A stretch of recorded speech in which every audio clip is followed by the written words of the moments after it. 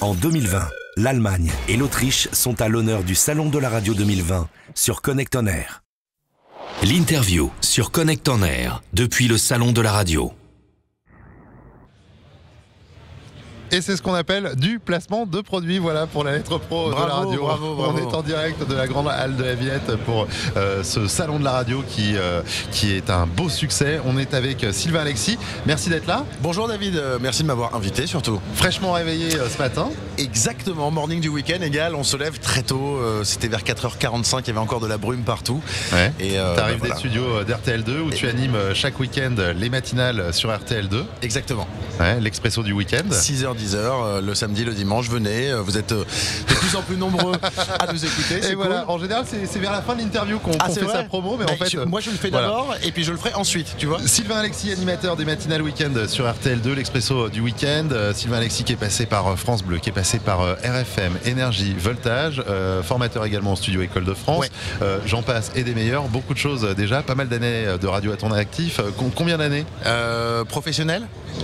Combien d'années de radio en tout, parce qu'il y a la passion et avant du bénévolat. Écoute, j'ai commencé en associatif moi en 96. Donc je vais pas faire des maths. 24 ans. 24 ans, voilà. Et encore toutes ses dents. Voilà, on ne gardera pas cette vanne. Voilà, si on peut couper au montage, c'est pas mal. On est en direct sur la radio du salon de la radio. On le disait en matinale ce matin. Comment ça s'est passé? Comment on fabrique un morning le week-end? C'est quoi la différence entre morning, le week-end et la semaine, Sylvain? Alors, il y en a déjà beaucoup puisque on est moins nombreux. C'est-à-dire que sur les matinales, je parle pour les radios nationales, c'est vrai que tu as souvent des équipes qui sont entre 8 et 10 personnes, souvent. Sur la semaine sur la semaine, donc ouais, le week-end on est deux. J'ai un assistant qui m'aide pour la réalisation, qui est là pour le standard aussi, et qui fait un peu de production. Et le reste, c'est moi tout seul en fait, qui écrit, qui fait tout. Et c'est pas plus mal, c'est une organisation. C'est vrai que du coup je bloque tous mes vendredis moi pour travailler sur les émissions du week-end parce que ça prend du temps lorsque tu es tout seul. Mais c'est plaisant parce qu'au moins tu fais tous tes contenus tout seul. Ouais, de plus en plus on remarque sur les radios, mais y compris pour les radios régionales, locales, associatives, on essaye d'avoir de vraies matinales incarnées les week-ends, c'est important. Comment on envisage un morning le week-end? Est-ce qu'on parle différemment aux gens? Ce ne sont pas les mêmes auditeurs, ils font autre chose le week-end?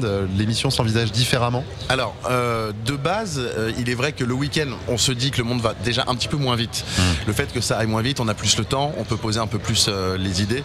Les gens sont moins speed quand ils nous écoutent, donc ils sont, je pense, plus réceptifs à ce qu'on leur raconte. Après, on se rend compte qu'on a énormément de gens qui nous écoutent en voiture, ça c'est comme la semaine, mais on a énormément de gens qui nous écoutent au travail le week-end. Oui, ceux qui bossent le week-end. Ouais, moi j'ai énormément d'appels quand on lance des jeux, on a énormément de gens qui nous appellent, qui sont au boulot et qui prennent, comme la semaine, 4-5 minutes pour appeler, pour tenter de gagner un cadeau. Après c'est vrai que la consigne et le brief qu'on a quand on est sur une matinale week-end, puisque je l'avais fait aussi sur RFM il y a quelques années, c'est de se poser peut-être plus, on est moins speed que sur une matinale semaine. On a plus le temps, on prend plus le temps parce que les gens ont plus le temps.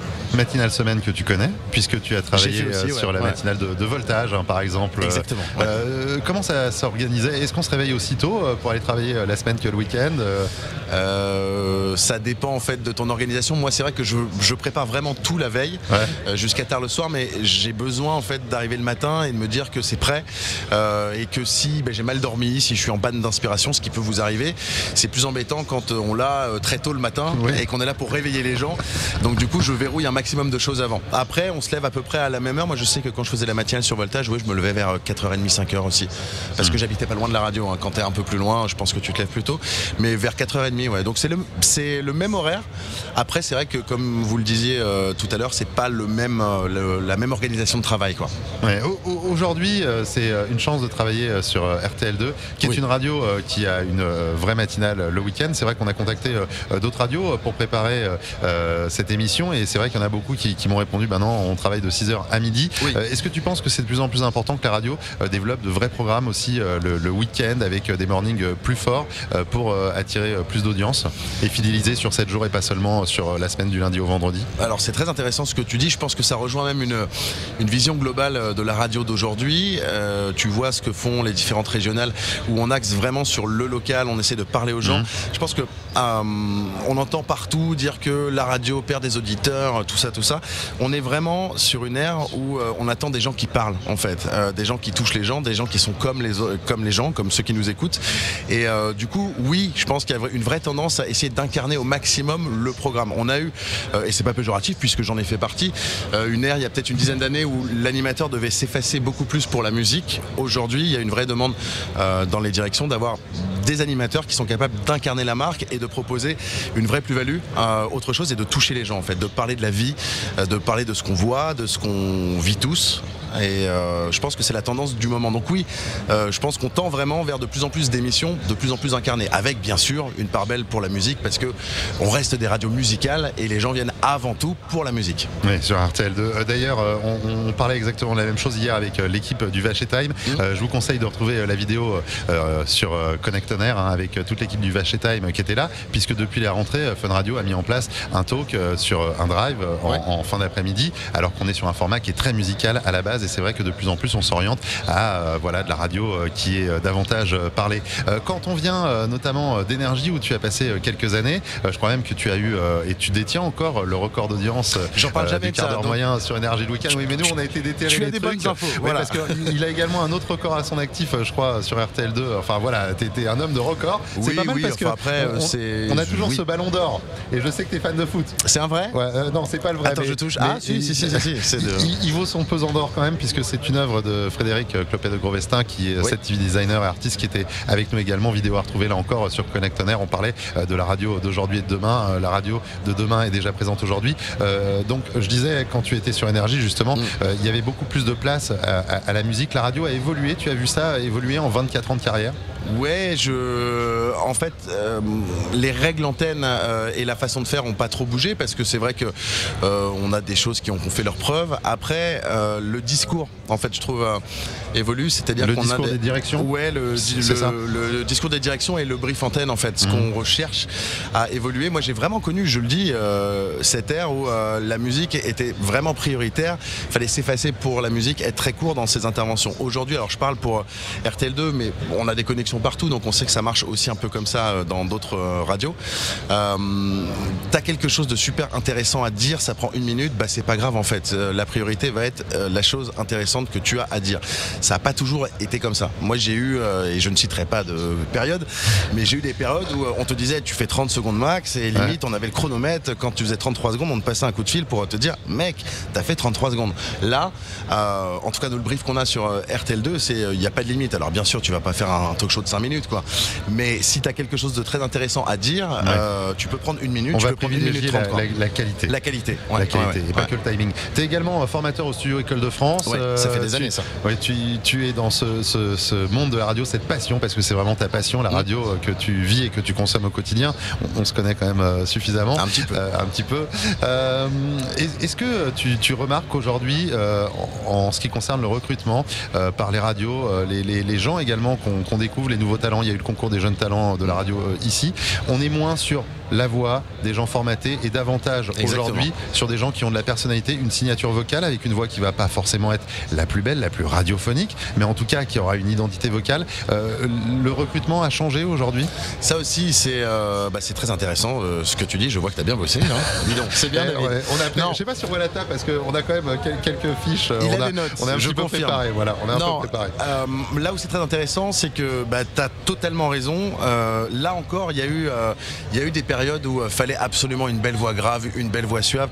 Aujourd'hui, alors bien sûr, il faut une voix quand même qui soit radiophonique, mais on cherche avant tout quelqu'un qui a des choses à dire.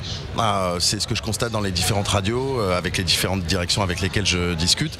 On cherche vraiment des gens qui ont des choses à dire, et c'est vrai que la voix devient secondaire, entre guillemets, alors qu'on a connu des périodes où voilà, fallait une voix belle, grave, et c'était la priorité.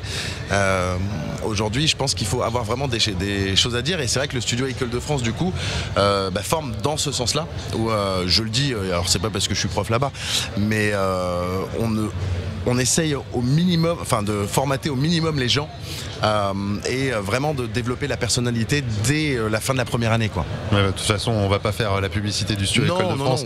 Moi aussi, j'y donne des cours et c'est vrai qu'il n'y a pas besoin de faire la publicité puisque hier, dans le concours des jeunes talents, sur 5 catégories, il y a 4 catégories qui ont été remportées par des étudiants du studio École de France qui sont également présents et qui font de la radio ici en live à quelques mètres du studio de la radio, du salon de la radio. On parle des mornings du week-end avec Sylvain Alexis, animateur de Expresso du week-end sur RTL2. Tu as connu beaucoup de radios, on le disait, tu as fait également les week-ends sur RFM, tu as travaillé chez France Bleu où là c'est vraiment une façon différente d'aborder la radio. Pour toi qui as fait également du flux pendant de longues années sur Énergie, tu as fait les matinales de Voltage. C'est important pour toi cette diffusion multicanale. Je sais que tu partages beaucoup de choses sur les réseaux sociaux, des vidéos dans le studio d'RTL2. Là il y a ta community manager qui est là. C'est vrai, community manager, une amie qui vient faire quelques moi photos. Aussi, je demande des photos, on alimente les réseaux sociaux. Voilà, c'est important aujourd'hui d'exister sur plusieurs canaux de diffusion. Oui, je pense que c'est ça en fait. Il faut être multi-support. Alors d'abord pour la radio, bien sûr. Il faut être plus une marque globale. Donc en l'occurrence pour une radio musicale, une marque musicale. Donc fournir tout un tas de contenus comme des infos musicales. Les lives exclusifs, c'est vachement bien que ça passe à la radio. C'est vrai que quand on peut offrir derrière une vidéo qui est partagée sur les réseaux, je pense que c'est très bon pour la marque. Et puis ça me donc la partie broadcast, c'est vraiment quelque chose qui t'intéresse. Broadcast, ça m'intéresse. Et puis ce qui m'intéresse, c'est de voir tout un tas de gens, que j'ai pu former au Studec, des potes même que j'ai connus avant le Studec, qui sont partis sur différentes régionales et on se retrouve, ça permet de discuter autrement que sur Facebook ou sur les réseaux dont on parlait tout à l'heure. Et c'est toujours plaisant en fait de se retrouver entre gens de radio parce que y a encore beaucoup de passionnés et c'est toujours sympa de discuter entre passionnés. Et je crois que la passion, c'est ce qui nous réunit tous ici au Salon de la Radio pour cette édition 2020. On se retrouve tout de suite sur Connect On Air. Le Salon de la radio et de l'audio digital. 3 jours pour découvrir toutes les nouveautés qui rythment l'ensemble du marché de la radio.